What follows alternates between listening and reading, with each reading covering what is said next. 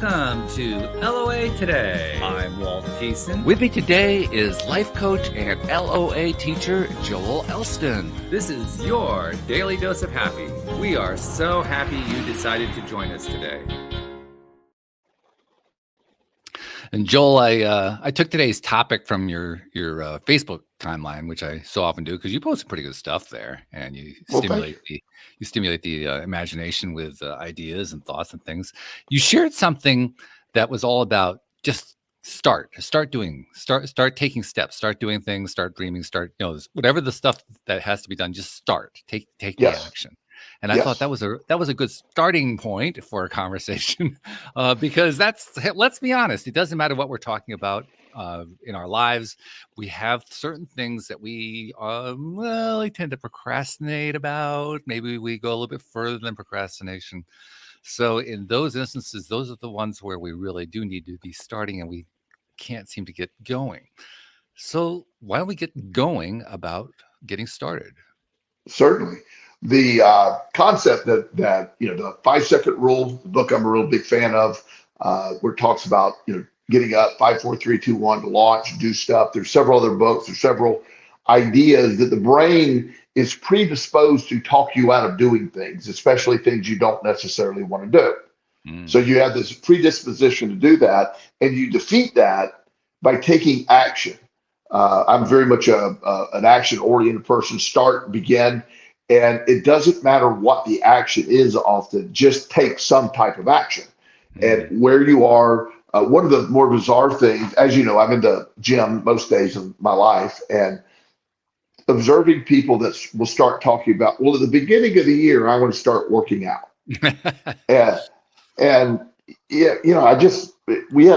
Why at the beginning of the year? Why not right now? There's no magical thing at the beginning of the year. Or when this event happens, I'm going to do these things. And I'm always baffled by that because the best time is right now. The action is based on it gets you going. Even if it's wrong action, it's an action, and that's it's an action toward something. I always have, if you're in doubt of something, I have a saying for my clients: have a bias toward action. Don't know what to do? Take action, whatever that action is. Wash your dishes, get gas for the car, take your laundry to the cleaners, whatever the minutia is some type of action gets things going. And human beings, once we are in motion and action oriented, we do have a tendency to stay there. It's easier to get something started when we get going, obviously. It's like when we move, we can keep it going. But this idea that we will sit there and we'll overthink it, or I'll do it later, and it never gets done. And that's what I have to work with a lot. A lot of my clients are ADHD overthinkers, and we get stuck in the overthinking. We can get stuck in, my frustration comes. Justin and I had an argument earlier this afternoon, and I realized I was getting frustrated because he was suggesting there's no action. He was, I tried everything. You didn't try anything, but the concept to him is he did. And trying to get him to see it a little differently, because action is going to, by taking action, by starting, that's where all opportunity, no opportunity can be fulfilled until you start. And we think it needs to be this comprehensive, let me get all my ducks in a row, let me get this going, then I'll take a start or take action. That is the downfall of most people. It's just the literal implementation of it. And that's hard for so many people. Just implement, go. I was working for this addiction treatment center, I don't know, probably 5 or 6 years ago. And they wanted to open up called an IMP, an intensive outpatient program. And the manager or the owner of the facility, I owned a tiny bit of it, but he was the main owner. He wanted everything perfectly set up. He wanted all the groups set up in a certain order with the topic of each one. And my theory was, why don't we just schedule a group as we need, 8 o'clock, 1 o'clock, blah, blah, blah. And we'll start firing away and we'll adapt as we go. Let's implement. Let's see what's working and what's not working. And he fundamentally could not do that.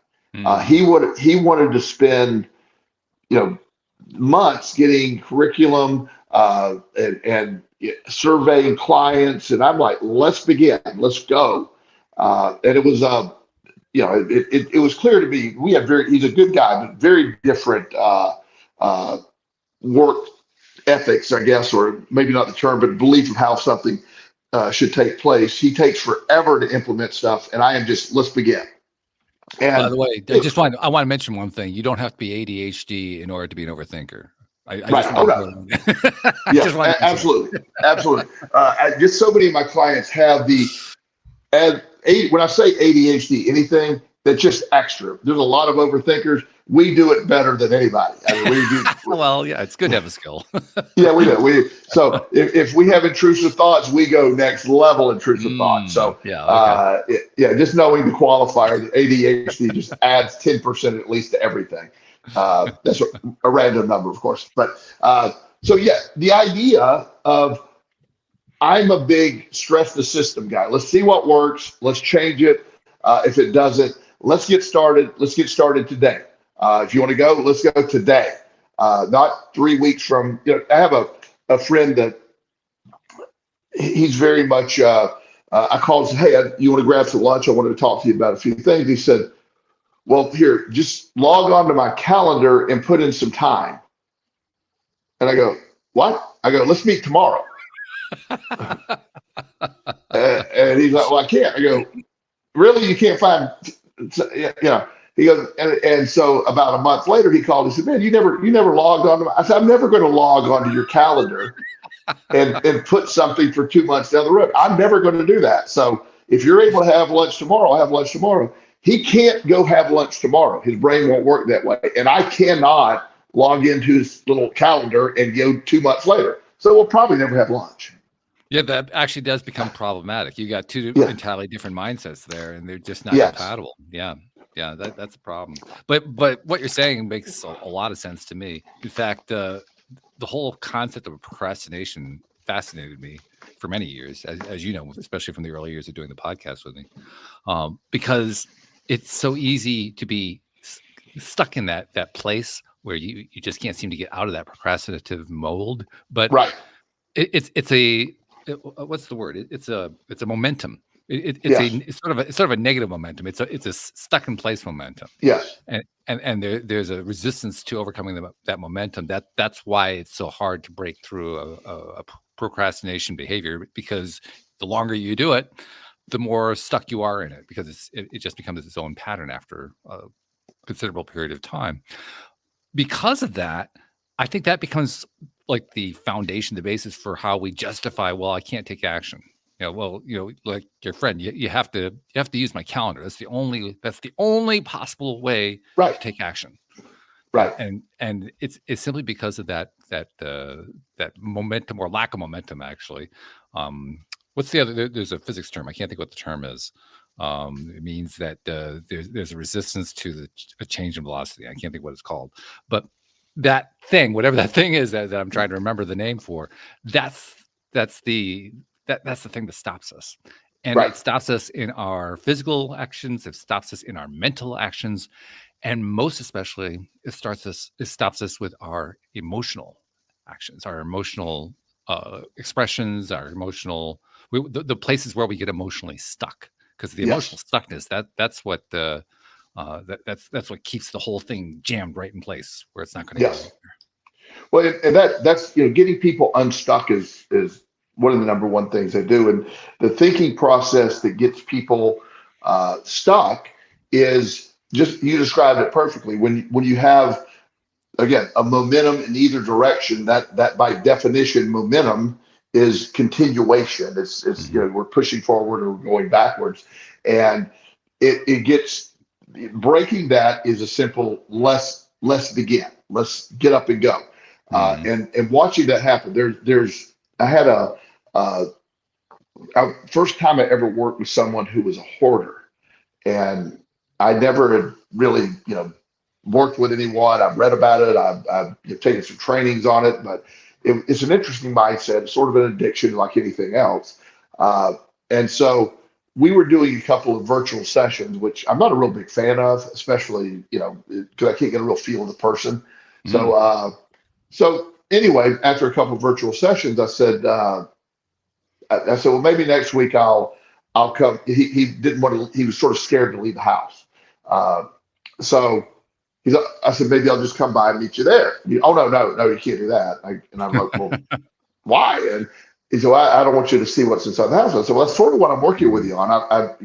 So I talked him into letting me come over, and it was quite a bit. There was stuff. There's a little pathway to get back everywhere. There was stuff, all types of stuff. And he goes, it's embarrassing. He said, I just have lost control and I don't know where to begin. And so I remember seeing this idea one time when a doctor was talking about it. So I had at the time I had a truck, and in the truck I had some rope. So I just went out and got the rope. It's probably a 10-foot rope. I just put the rope around a certain area. I said, all we got to do is take this stuff and put it in the back of my truck. That's all we got to do. Forget the rest of it. And he said, I really need to go through it. And I go, it's like 12-year-old newspapers. We're good. There's nothing you need to go through. Let's go. And so I talked him into doing it. And it took us maybe 15 minutes to get that one rope section going. Right. Out. It was fine. We got in the truck. And he didn't even realize that in the process of taking the truck, he was going outside, which he was afraid to do. So I said, wow, we got a lot done. I said, you want to tackle another section? So we put the rope in another section. We did it. We ended up doing 4 sections. My truck got filled up. And I said, look, why don't you ride with me to the dump to help me unload this stuff? And without thinking, he gets in the truck and we're having a conversation. He unloads it. And he realized, he said, oh my God, I haven't left the house in 2 years. And now I've been doing this. And we get back to the house and a big section has been cleaned out. And it started with just taking that rope and just go here, right here. Just the tiny little bit of something gave the momentum. And I didn't want to, I'm not, that's not my specialty, but I did, his family was all on board. We hired somebody to help do that same concept. And we got rid of all the stuff. And he also was able to get out more. So it eventually led to, but he was stuck for like 2 or 3 years and could not move past that. And I remembered what the word was, the physics term. It's inertia. I couldn't think of that word. Yeah, but inertia, people know that as an object in motion tends to stay in motion, an object at rest tends to stay at rest. One of the Newtonian laws, and that inertia is a perfect metaphor for that feeling that you can't change, that you can't shift. But the key element to that is what changes inertia is applying external force. Yes. And that's exactly what you did. You put that rope around the stuff and said, let's move this stuff out. And that became the external force that shifted the inertia, that basically ended the inertial tendency. Yes. And that is whether the inertia of when you have a belief that there is no answer to a problem. It's like I had a young man today. He's depressed. He says, I'm depressed. And I think about dying every day. So I'm not going to kill myself, but I think about that every day. So, okay. So do you want to talk to a psychiatrist? No, I don't want to do antidepressants. Are you exercising? That's helped some people. No, I can't make myself exercise. And so after I went through everything that's going to be an option, I said, so basically you're a victim of your depression. There's no action to take. You just have cut off any possibility of action, any movement forward, because you have just made up your mind. All the remedies you just have dismissed them. And he wasn't real pleased with our conversation, but I said, at some point you have to be able to begin something. And I don't really care which way we go, but you got to be able to begin something. And, hopefully I would be able to break through with him at some point. But it was this idea that he had no options and could not begin anything, which really leads to this idea that I'm just a victim of this consequence, and I have no power.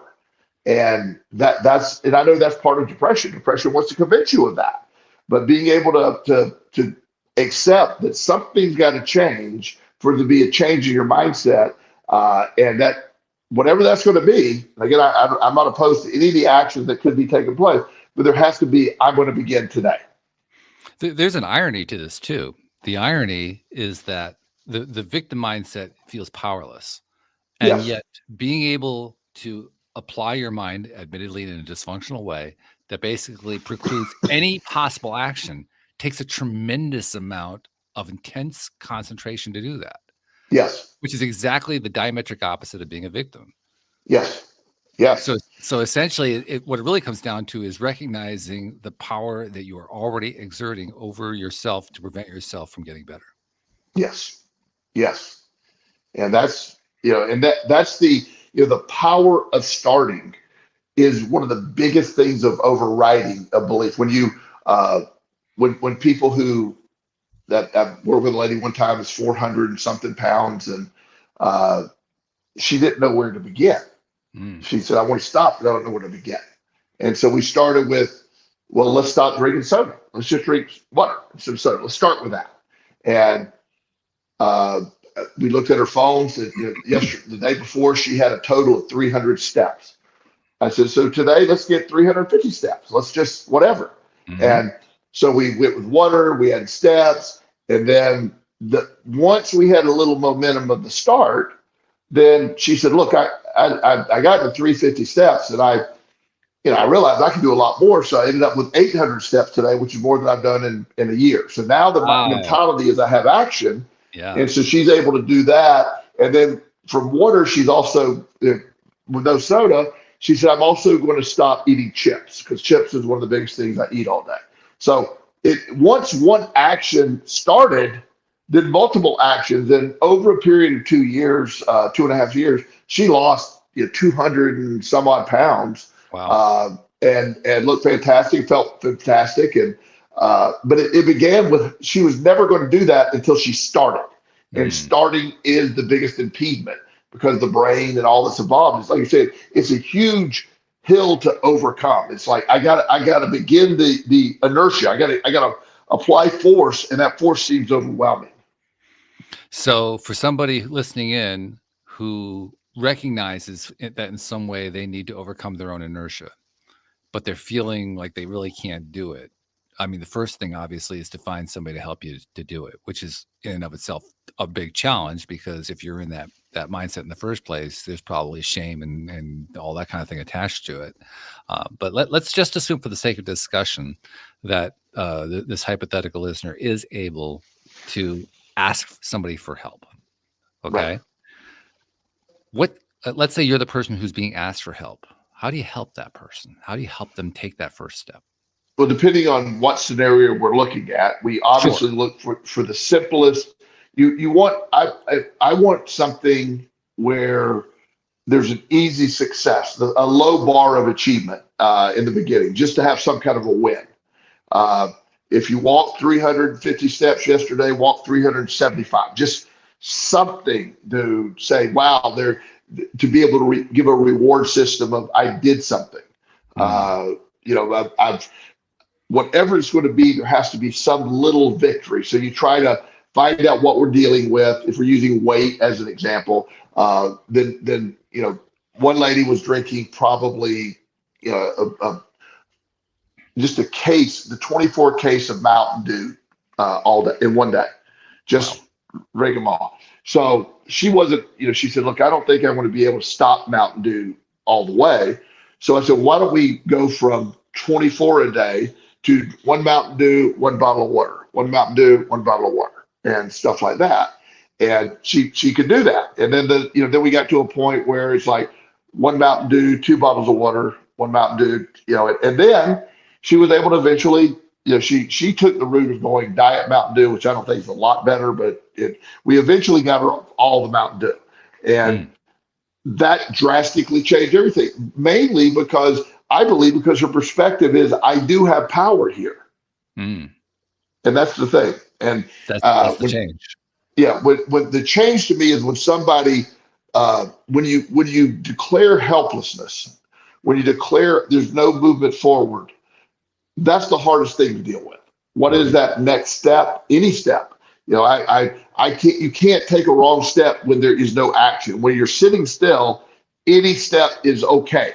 It has to be something. So let's ask a hypothetical here again. Let's say that for whatever reason you're feeling like, direct action on, in this case, you were talking about losing weight. So direct action on losing weight. Let's just say that seems impossible.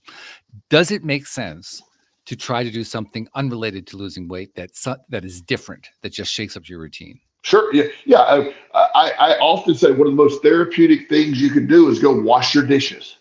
If preferably old-fashioned style, but if not, put them in the dishwasher, get it started, wipe off the counter, and then, while you're at it, let's see if we can't, but let's get the dishwasher started. Let's do that. Can we wipe off the counter? See if anything gains momentum. It's disrupting the paralyzed state, the seemingly paralyzed state, disrupting it by anything. I will, when you have somebody take that concept of it's the brain we're working with or working against here. We're working against a belief system. So I can't do anything and then say, look, I got the dishes washed and I wiped down the counter and then I ended up cleaning the stove or whatever. You'll be shocked that even if it has nothing to do with what we're trying to work on, there becomes a belief that I do affect that. And I can use the fact that those dishes have been sitting there for a week and you made a move. You took action. You did that. Great job. You disrupted. Usually the person that I'm actually thinking about with the dishwasher would wait till there's absolutely nothing left and then we'll run the dishwasher. Last minute had to. Well, got her to run the dishwasher when it was, when it was just normally full, and it was still there. So that made it feel better. Changing this sounds sort of weird. This one lady said that she would, in her bathroom, she had hundreds of empty toilet paper rolls, hundreds. So she'd just get a new roll of toilet paper, just never put it on the roll thing, just put it there, and then it was done. She'd throw the toilet paper roll on the ground and just that was her thing. And she didn't, and she felt helpless. And I said, well, why don't we take on your way upstairs next time, take a garbage bag and get the empty rolls off the ground. And, she said that was shockingly hard. And even though they have no weight, they're nothing to them. Sure. But once I got them off the ground, then I realized I need to start putting my toilet paper on the roll. Then I realized I need to clean my tub. Then I cleaned the toilet. And within an hour, my whole bathroom was done. Yeah. And I started with getting the rolls off the ground. And so she was able to move forward because, again, the inertia of going forward is easier to maintain. Yeah. Because when you have something that is a positive pattern and it starts disrupting the old pattern and reinforcing itself as a new pattern, yes, it becomes its own energy. It becomes its own thing. Yeah. It does. Yeah, very true. Now, for somebody who is dealing with this, let's look at this from another perspective. For someone who is trying to overcome all the negative feelings, all the negative emotions, all the shame, all that kind of stuff, there are a lot of different things you can try to do to just kind of shake things up. I'm wondering what happens if you start internally. Like, if is there something that you can shake up internally to change the pattern, and then have that manifest itself in terms of external action world? It may be, but there tends to be, in my mind, there has to be a physical thing to be really effective. If somebody's way down, maybe a change of thought, but usually that's that concept that keeps you stuck within the brain. The part that's keeping you stuck is generally not the part that's going to allow you to fix it. You got to step outside of the part that's keeping you stuck, which is the brain. So it's going to be resistant to just, oh, well, I'm thinking much differently now. Let's go for it. It's not going to, I'm going to say it can't work, but it's almost like the guy that wants to plan for months and months. You can get stuck in that process real fast. Oh, yeah. Yeah. And those of us who are overthinkers know all about that. Yes. And it's easy to. I mean, it seems productive on some level to overthink or overplan, and but once you realize the action of starting, it brings a whole lot of momentum. Your mood changes. The body does have now a bias toward action. It wants more action. A bias toward movement. It wants more movement. It has instead of boy, let me just sit here. Let me get up and get something done. It has a whole different feeling. And then I actually can do something is big.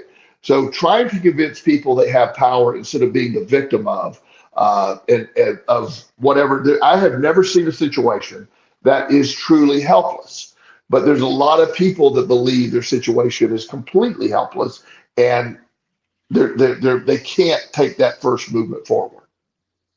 I'm reminded of a story that Mike Dooley tells. Of course, we're both fans of Mike Dooley, and in Mike Dooley's story, he's trying to describe how to complete a trip when you don't know how to get to the place you're getting to. Literally, his story is about you're in your car and you need to get from, say, New York to Los Angeles, and you aren't sure how to get to Los Angeles from New York. So you get out your phone and turn on the GPS and you say, maps, take me to Los Angeles, and it starts to direct you. But it doesn't start to direct you until you actually start to drive the car. Right. So he says, engage the car, start driving, and even if you're driving in entirely the wrong direction, the GPS direction is going to say, make a legal U-turn. Yes. Yeah. And that's exactly that's the value of starting, because it doesn't matter if you're going in the wrong direction. As long as you're paying attention to the guidance you're getting, and you're going to get that from a lot of different places, but whatever that guidance source is, if you're listening to it, if you're paying attention to it, it's going to say, well, you're just going the wrong direction, make a U-turn. Yeah. Well, I there's a couple of things when people want to go to the gym. I talked about fitness earlier. Well, I need to get a trainer. I need to go do these things, and those could be helpful tools. But go to the gym, the machine. Look at the machines. Ask the guy there. There's people there to show you how. You don't need to pay a trainer. You could, but there's people there that'll show you. Mm-hmm. Take some action. Get started, and then if you're really if you need that additional motivation, it's great to hire a trainer. It can be very very beneficial. But the idea that you need that to get started, or it's part of that blocking thing that goes on in the brain. You're just blocking and blocking and blocking, and starting defeats that. So like doing paperwork or when taxes are due, that's always my hardest thing. Is getting. I know it's going to be about 4 hours. Be getting everything together. I usually get done a little faster than that, and I get frustrated along the way. But I get it there. And then once I get going in the process, I sort of enjoy it in a weird way. Once I get going. Yeah. And well, I think a lot of people can identify with that. I certainly have had my own history with doing tax returns and not liking it. I calculated out one time. I found out it wasn't actually taking me hours. When I actually sat down to do it, it was taking me 20 minutes. But somehow my brain turned it into hours. My brain said, "This could take days. This could." Take yeah. Again, we've come across one of the mechanisms we're talking about. That same mechanism. It's your brain's convincing you it's helpless. There's hours of work here, and and what I always tell people, and I remind myself of this as well. I run my stuff through TurboTax, and then I have my accountant go double check it. That's my system. That's what he wants me to do. So once you put in on TurboTax all your income, before you put any expenses or any deductions, it starts showing you how much money you owe. So it could be when you put it in. I mean, I've seen the most ridiculous number. Oh yeah, it can knock your socks off. Yeah. So. 1 year you had a really good year, and I looked at it, and as soon as I put it in, I was like, oh, I can't. I'm not gonna be able to pay that. That was a lot of money. Well, I have quite a bit of office rent. I have quite a bit. So once I start chipping away at it, it still was a huge sum, but it wasn't anywhere where it began. So I have to remind myself every year psychologically. Once I start my taxes and I put in all the income, that number is going to pop up, and I just need to not pay any attention and ignore it, because it could really trigger you and think, oh, this is going to be a bad time. I hear you. Well, I use another tax software. I use the H&R Block. One of the things I like about the H&R Block that helps me get past this exact point is it runs through what they call a wizard, one of these things that takes you step by step. And when you work through the wizard, it doesn't show you the total until you're done. Good. So you don't get now. I find ways. I can still find ways to drive myself crazy. So I'll leave the wizard and I'll go take a look, which is the worst thing I can do. But as long as I'm willing to stay within that little step-by-step process, it Right. won't show me that horrible number. So by the time I get there, it's like, oh, I got a refund. Okay. Well, I've never got that part, but I do. I do. You get it to a reasonable, and I pay quarterly taxes, so that first number doesn't include the amount of taxes I've already paid, which is a significant number. Huge, So, yeah. So it's just this. But it's a psychological game, and the only reason I'm discussing that is sometimes when you take action, there will seem to be overwhelming things that are there that aren't really overwhelming, and you need to just have the faith to continue with. Yes, exactly right. The funniest thing too for me where the tax software is concerned, like I said, if I actually time out and work diligently and get through the whole thing, it only takes me about 20 minutes. Even now, right now, I'm down to 2 small businesses that I throw in. I used to have 4 that I would throw in. It would still only take me 20 minutes. The hardest part, Wow. the slowest part was printing out the income and expenses from each of the businesses, which took a whole 5 minutes to do that. Right. but it seemed like hours. It seemed like huge amounts of time. And the one time that I did allow myself to time it, and I looked at my clock, I said, I must have remembered the wrong time. It can't be only 20 minutes. Yeah. Even after I experienced, my brain wanted to talk me out of it. Yes. Well, I have never had, and you can also get to a place like when you go to the gym long enough, there's no longer a decision of going to the gym. It's just built into your schedule. I don't wake up every day thinking, I think I'll go to the gym today. It's just what I do, right? So but usually early in the gym process, you have to make a decision every day to go. And that's where you can get tripped up. I've been going for 40 years now. So I don't think about going to the gym. I just get in my car and suddenly I'm at the gym and I work out and I come home. It's just, and I go to work. It's that simple process for me. So once you do action enough or start things, everything for me is just taking action, period. Just go, start. It's easy, but it takes a while to get the brain primed to do that. And then when we're dealing with that kind of inertia, because that's really what that is, overcoming that inertia, it's like the story that you told about the hoarder. I actually went through a thing where I wasn't quite a hoarder, but I had a really messy apartment. No, it wasn't an apartment; it was a condo at one point, and got help to get it cleaned out. But it was really painful the first time that I was trying to do kind of the same thing you talked about. We didn't use a rope, but we were like isolating. Okay, we're just going to do this section, then we're going to just do this section, and so on and so forth.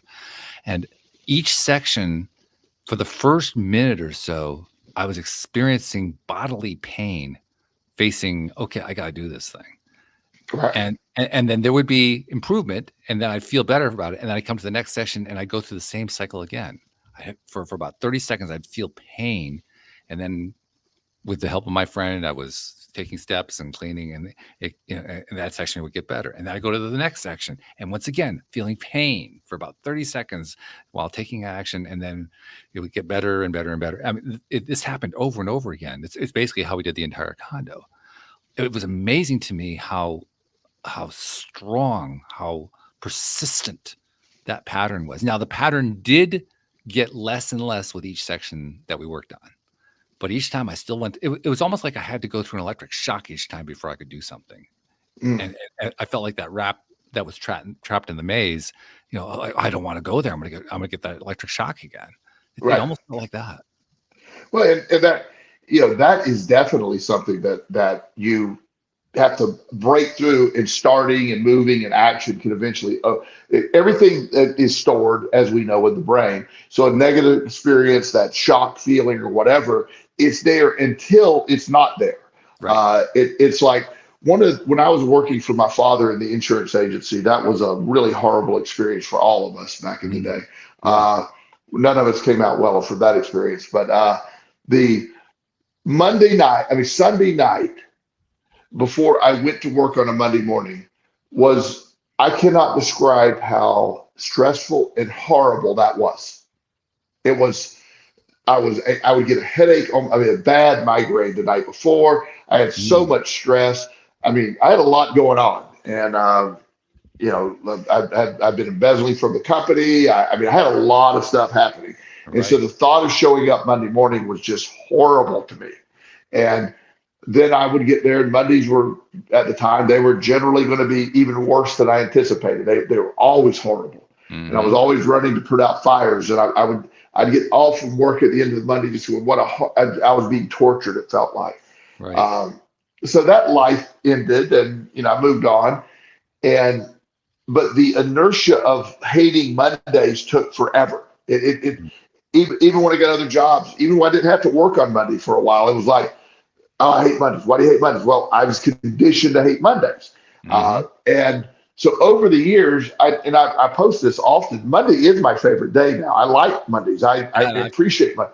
I have grown to love Mondays because I like what I do. They can be stressful, but I don't dread Mondays at all any longer. And that's such a drastic leap from where we were. But it took a long time to reprogram my perspective of Monday.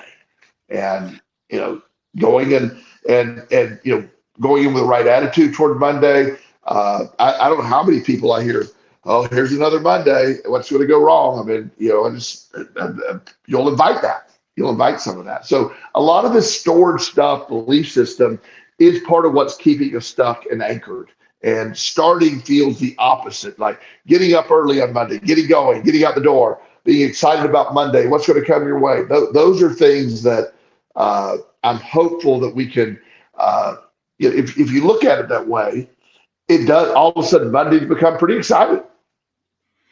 It's also a bit reassuring too, because like we've both described through the examples we just gave, it can be pretty overwhelming each time that we're trying to take a new step, new start, because we're feeling all that old inertia and all the pain associated with it just popping up over and over again.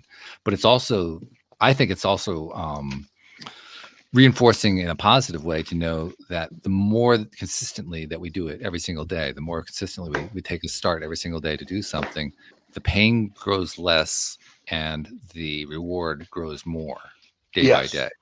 Yes. It's important to recognize that. It's important to see it, because if you don't pay attention to that, you're just working against yourself. But that data is there for you so that you can recognize, wow, I really am making progress. This really can be used to my benefit. Yes. And that's the, it's like the idea we were talking earlier about anxiety and depression.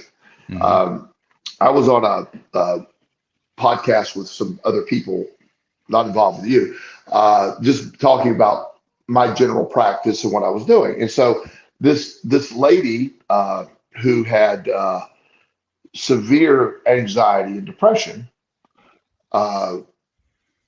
she was saying, well, how did you get rid of your anxiety and depression? And I said, for me, I tried everything, and proper exercise, nutrition, meditation, taking action, getting started. Not, action is a catalyst against anxiety. Action is a way to extinguish anxiety. And so I was explaining this concept, and she interrupted me, and she goes, that didn't work for me. And I said, well, I'm sorry, it doesn't work for you. I thought the question was, what did I do? And she said, well, it is, but you're suggesting that I could cure and she's the host of the show. So I'm, yeah, right. And I'm like, I'm sorry if I'm upsetting you. I am telling you what works for me. I am by no means a doctor that could even diagnose or deal with you. So I'm sorry that is your case. I'm telling you what worked great for me, and I cured my depression and I cured my anxiety with those actions. And if it does pop back up, I have ways to deal with it. I'm sorry but she was defending her victimhood in that, and was furious that I would even suggest that somebody could possibly get better without that. Though that's actually fairly common, though. Someone who does have some kind of a victimhood psychology going on will vigorously defend it, because again, it's scary to go outside of it, and we build up so many fears about going outside, changing the pattern, and so forth. That's one of the things that holds us in place. Yeah, it really does. So getting people out of believing that this is your lot in life. What a horrible, sad way. It's sad to believe that you're helpless and you're a victim, and no action or beginning anything would change it. And unfortunately, a lot of traditional psychology today sort of supports that on some level. And like, well, yeah, none of this is your fault. And it's like, well, gosh, we talked about blame last week, I think. Right. I'm not trying to say it's your fault, but who's fixing this? I mean, if are you going to magically be fixed? Or are we waiting for it? You say there's none of this works, but what action are we going to take? What can I do to take action? And it really gets a feedback loop going that this is my lot in life. And I have one of the ladies that I have on Facebook. I don't really know who she is, but she will occasionally comment on my page. And when I say something positive, she'll give this long paragraph how her entire life she's been rejected. Her birth mother gave her up, and all and she just goes on and on. And I mean, I don't ever delete anybody's comments or posts. And all I can say is, I'm sorry that happened. I'm sorry. Yeah.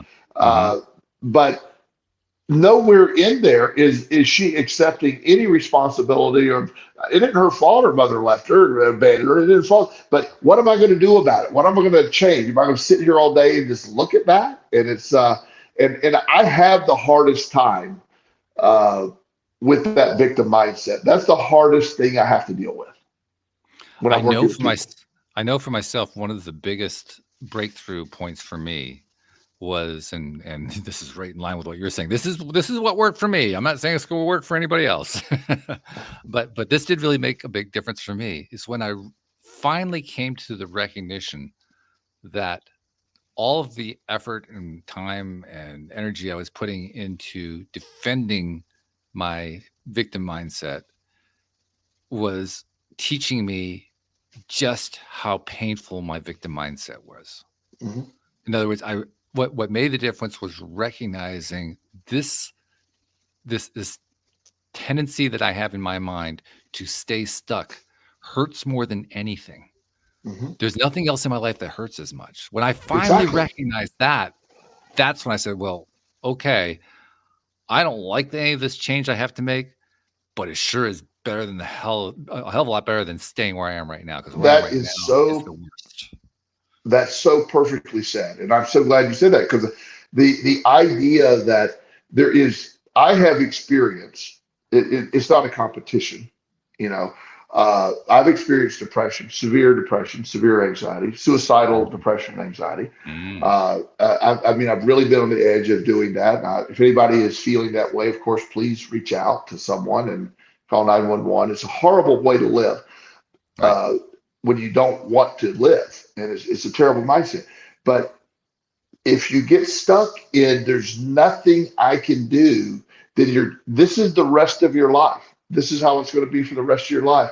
I have watched people just lose everything mentally, and really everything in general, because they believed that they were stuck in something that they could not change. And that is very sad. And back to the lady on the radio show, at one point when I told her I cured my depression and anxiety with the method I use, exercise, nutrition, all that, meditation, she goes, oh, well, you didn't have real depression. Okay. Oh, okay. Well, thank you. I appreciate that. But yeah. But again, almost defending it like it's a disservice to suggest to people that there's other alternatives. And so anytime I'm commenting on anything on Facebook or whatever, my stance always is, I readily admit that there are people that exercise and mindset change and eat well will not cure everybody. I know that, but it certainly will help whatever other treatment you're doing a great deal. It won't fix it maybe, But if you're seeing a therapist, if you're doing the stuff you do, and you're on an antidepressant, exercise will help. It really will. It will really help. And that I don't know why that's such an offensive statement to somebody, but there's people that feel offended by that. I remember my friend Cindy Chavez once made an interesting suggestion along these lines. She says, if you're stuck on something, particularly if you're stuck on trying to figure out what your next step is because you can't think of what the next step is, she says, rearrange your room. Yeah, That's an interesting solution. Well, yeah.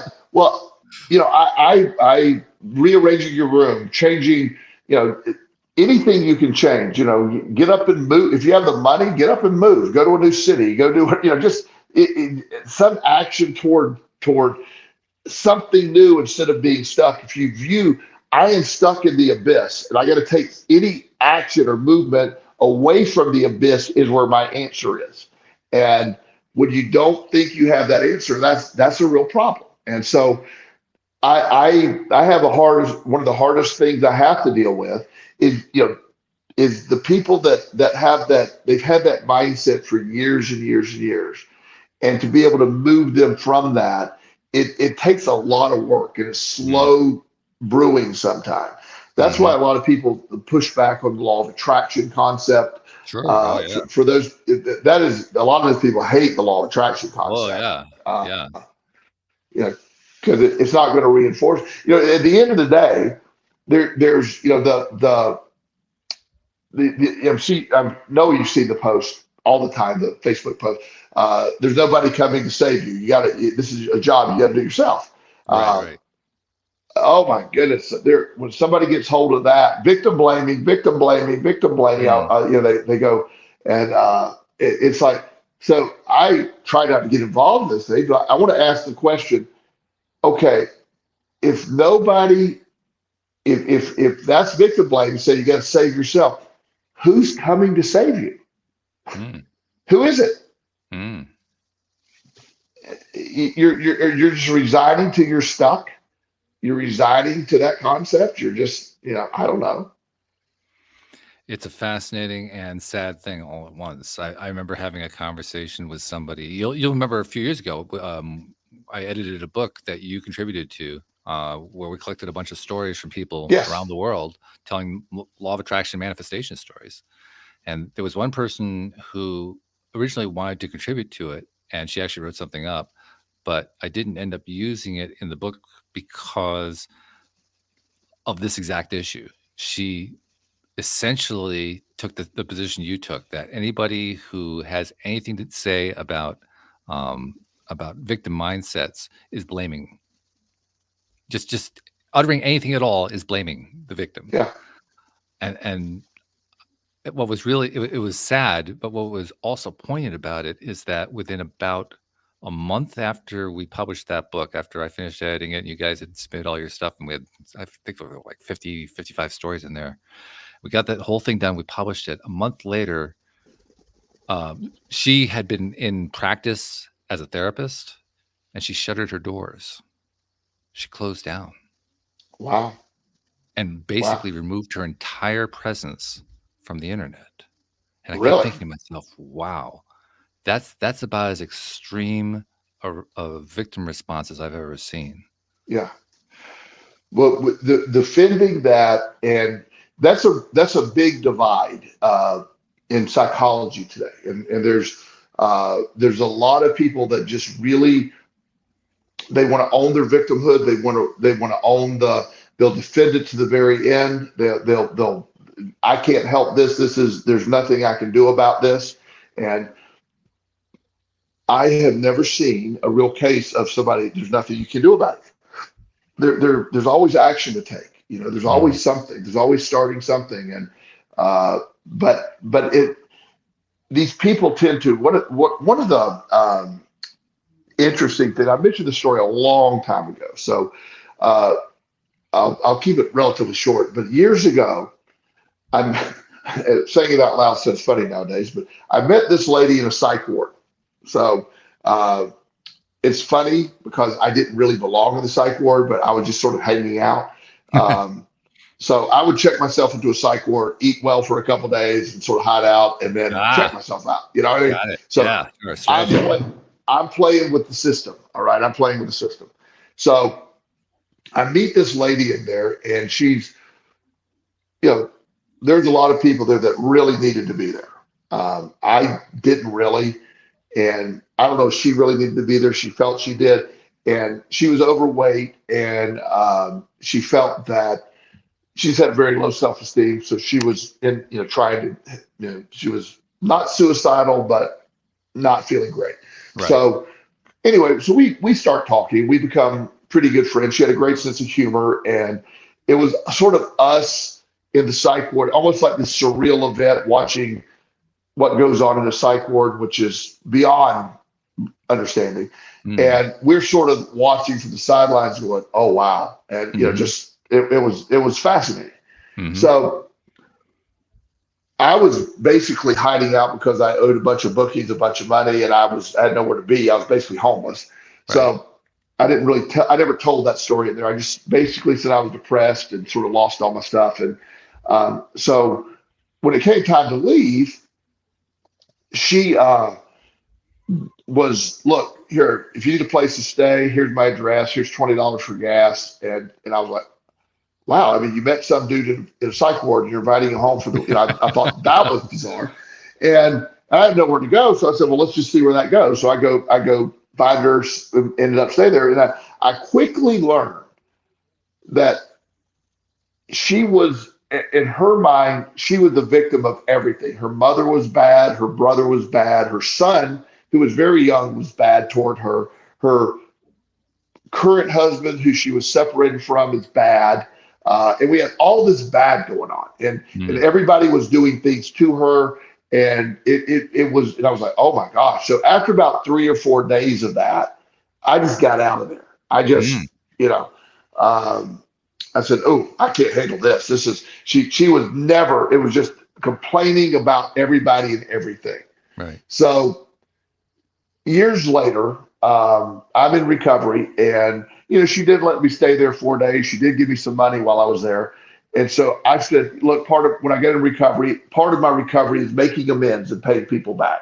Okay. So I wanted to find her, and I actually remember her last name, very common last name, but I remember her son, who had an unusual first name. So I found him easy, and then I found her.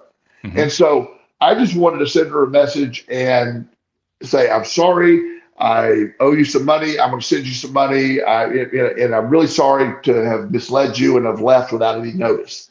But I saw her Facebook page, and all those years later, it was the same story. Everybody's mean to me. Her son, who is grown now, was like, she's like, nobody pays attention to me. Nobody wants to be around me. Blah, blah, blah.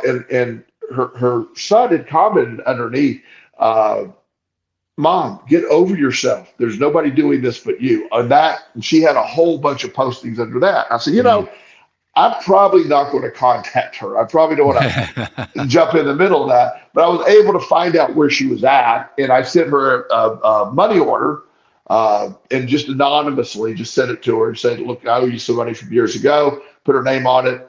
It was cash, so I was able to check and see it was cash. So I felt good about making amends, but I did not want to be around her energy. After all those years, 20 years had passed, and she had not changed her victim mindset. It could be a lifetime curse. It raises the question in my mind. Well, it raises lots of questions. I'm sure it raises questions in people's minds who are listening. But one of the biggest questions it raises in my mind is there are many people who have said, and I've agreed with them, that there are some people who go through stuff in life and they keep repeating it over and over again because they haven't experienced enough pain with it to want to make a change. And yet, as you just described, there's somebody who's apparently going to just keep doing it for a lifetime. Yeah. So it makes you wonder, is it actually possible to not have a high enough threshold of pain available? Or is it that the whole theory of you have to feel enough pain, is that theory just, doesn't hold water? Well, I don't think it holds water to every case. I don't think the theory holds water. It's you have to have a threshold of pain is not you know, I hear that a lot in addiction. You know, they haven't had enough pain. They haven't had enough consequences. And I know people that have unbelievable consequences that don't stop addictive behavior. So it doesn't Mhm. always apply. I think pain can be a sort of certainly a catalyst that I don't want to feel this way anymore. I know Right. heroin addicts that are thrown into jail without any detox. They just have to brutally detox on the floor of the jail cell. They tend to never use. They quit at a higher rate than anybody else because Mm. they don't ever want to do that again. That's Yeah. brutal. That's almost dying. So there is some evidence to some degree, but I do believe you have this resistant group of people who almost don't want there to be a solution and have become so comfortable in being the victim because I don't know why. I could never imagine a life like that, but they become so comfortable in their victimhood that it's their identity and they don't want to move on from It brings to mind also the idea of what's known as a comfort zone, which are almost never comfortable. Usually they're quite uncomfortable. But for whatever reason, maybe because of familiarity, they seem more comfortable to the person than the alternative. Yes. Yes. Yeah. And comfort zones are they're they're they're damaging because they nothing grows in a comfort zone. It's Mm, stagnant. Everything's stagnant in a comfort zone. It's a right. nice place to visit occasionally, I guess, when you need some rest. But getting out of the comfort zone is where growth takes place. And there's some people that just want to stay in their cocoon. And Yeah.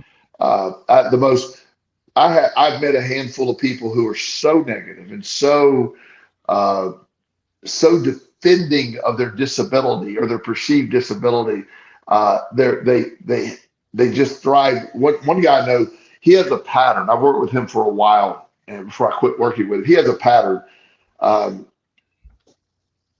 he would go to see a therapist, and the therapist a traditional therapist will spend 2 or 3 sessions letting him say whatever he wants to say, and sort of Mhm. agreeing with him. Well, my mom does this, my dad does this, blah, blah, all these people do these things. So the therapist will listen for a while to build a rapport, and sort of passively agreeing with them. And then at some point, the therapist is going to have to say, okay, now what are you going to be able to do about this? What action can you take?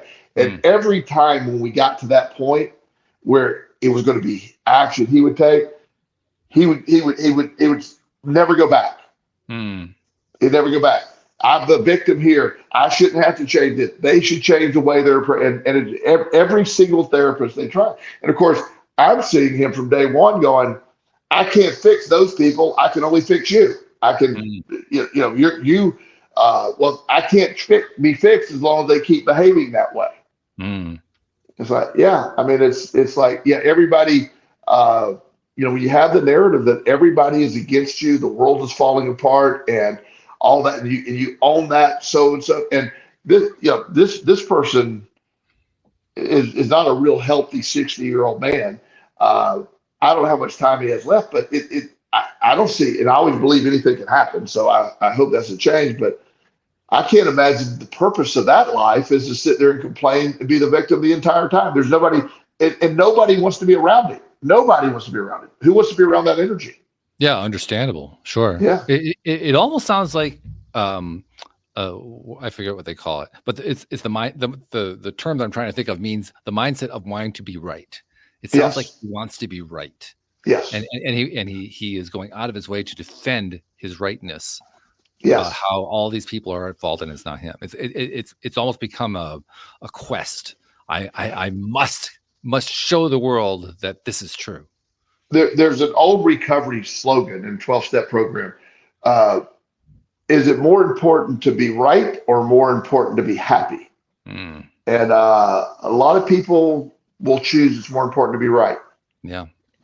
Yeah. And it's just it's a sad concept because it's just uh, at the end of the day, when nobody wants to be around you, your own kids don't want to be around you. You don't want to. You're gonna the miserable existence of believing that the entire world has teamed up against you is a really sad way to live. And if you can't break out of that, I can't imagine having a much worse life than that. I know people that have experienced some terrible things that bounce back and have incredible lives.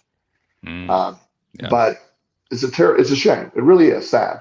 I remember I told you one time about a woman I dated who we had great chemistry. We got along well, and everything was good until I found out that she had a tremendous negative victim mindset, to the point where she was convinced, and this is the way she expressed it to me, she was looking for somebody to wither away and die with, which I couldn't. I couldn't even fathom that one. Yeah. Put that on your Tinder profile.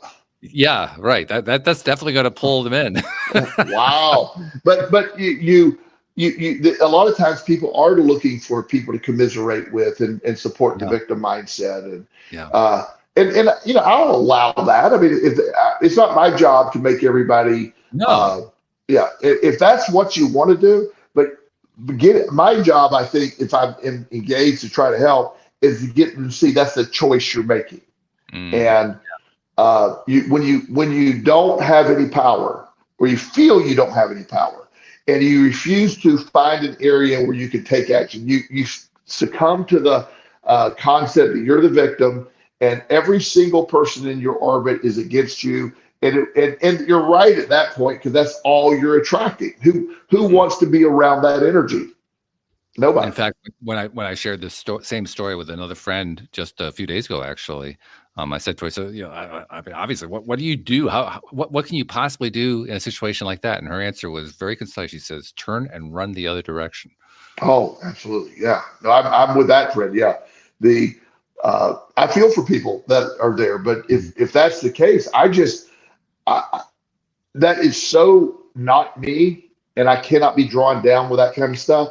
So right. I don't have those people in my orbit, and it doesn't matter who they are. I mean, it could be, that's what Justin and I were talking about earlier. I just, when you get on a pity pot and you stay there and you defend it, that is not a healthy way to live. You got to find it doesn't mean you can't be down one day and feel. I mean, everybody's gonna have those days, but always looking for moving up that emotional guidance scale. Always looking toward there's a solution on the other end of this.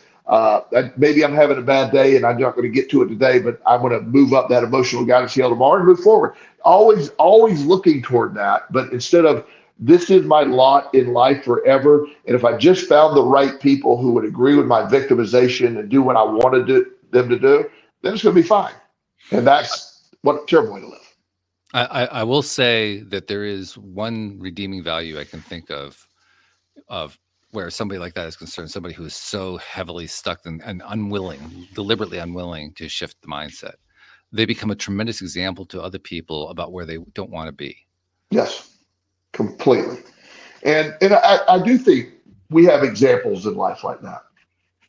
I really do. I believe we have people out there that maybe the point of their existence to be that example that you don't want to. I can't imagine that you would choose that role, but maybe that's what people are there for. I don't know why, but it's certainly something. In a different comparative way. When I went to a Gamblers Anonymous meeting when I was 28, 29, and the thing I noticed immediately, there were some 60-year-old dudes there that had gambled their entire life. They had nothing. They were living out of their car. Their families weren't speaking to them. Most of them hadn't showered. They were disgusting. Their dental hygiene was terrible. And believe it or not, I was able to say, I can't do that. I don't want to stop gambling, but I don't want to be that 60-year-old dude that never quits, and you just concede that life. I just can't be that. And so sometimes a negative can serve as a positive to other people who are willing to see. That's an example of not what to do. So since we always like to try to find a way to finish on an upswing, and we're down in pretty negative territory at this point, let's go this way. The fact that I'm able to see that that's not what I want. I don't want to end up like that. That is a turning point. It is. That's the point where I can kind of pivot on that and say, all right, well, I'm not willing to go down that path. What am I willing to do instead? And it almost doesn't even matter what my answer is, as long as it's different from what I'm doing right now. Absolutely. And one of the key factors in all this, Walt, that's so important is when you realize that no matter where you're at, how bad things are, when you can accept that I'm going to, as long as I can start anything, there's hope, there's a chance. And once you can accept that an action-oriented thing has the option of, I'm going to start this, I'm going to take action, then that momentum will go. When you're stuck in the pit of it all, and there's nothing, there's no movement, there's no change, and all you can see is all of this goo in front of you and nothing.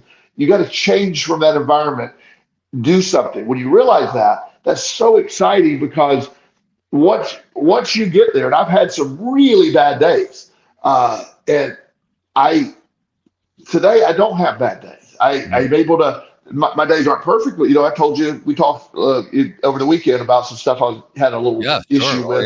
Yeah. Right. I'm not claiming I don't have a perfect life and I don't ever have any moments, but I do promise that this is. I never give up the idea that I know there's an answer on the other side. I might not be able to see it where I'm at now. And that's why I'm begging our listeners, no matter where you're at, there is a movement forward. And one of the greatest gifts you can give your kids is not allowing them to live in a mindset, hopefully not allowing or encourage them not to think that they are the victim of all this. There's always going to be an action that people can take. And it just requires, and it might not be that day, but just moving forward is always that right direction. And I've seen miracles in my life. I've had miracles happen in my life, multiple miracles. And I also had the day of total despair, total desperation. And I can operate knowing I have the remedy, and it was starting, beginning, moving, go. It is the remedy. So just start. Just start. Just start. Just start. It's the beginning. It's not the solution all completely, but it's the beginning of the solution. Yes. And sometimes you can't see the solution at all. But if you can just accept the beginning of the solution, that's all you need to know. You don't have to have the whole staircase. I just need to see that next step or see a step. I know there's other steps. Let me just get that step out of the way. Move toward that step. Yep. Because if you keep taking the steps, you're going to find the end of the staircase at some point. Yes, absolutely. That's the one good thing. Staircases don't go forever. Thank goodness. Thank goodness. Yeah. I mean, I've never really thought about it, but you're right. Yeah. They come to an end like, oh, I got to the end of the staircase. Yes. Hooray. Excellent. Wow. Yeah. That's the day of celebration. Well, we went through a tough minefield today because we got dug into the rabbit hole of that victim mindset, and it's yucky, it's sticky, it's gooey. I think that was the word you used. It really is. And yet, despite all that, we still found a way out. Always find a way out. And the one thing I promise our listeners, I have never seen a scenario that there wasn't a way out. And I've seen some bad scenarios. If you're willing to go, if you're willing to take that action, I've never seen a scenario that we couldn't come on the other side of. That's very encouraging. So on that note, thank you once again, Joel. As usual, really great conversation, really in depth. Man, we know how to just go in and just shred it. We just take it apart and we take it into little tiny pieces until we got the whole thing figured out. Man. Absolutely. Very good to see you, Walt. Good to see you too. And thank you to our podcast listeners everywhere. We'll see you all next time here on LOA Today. Goodbye, everybody.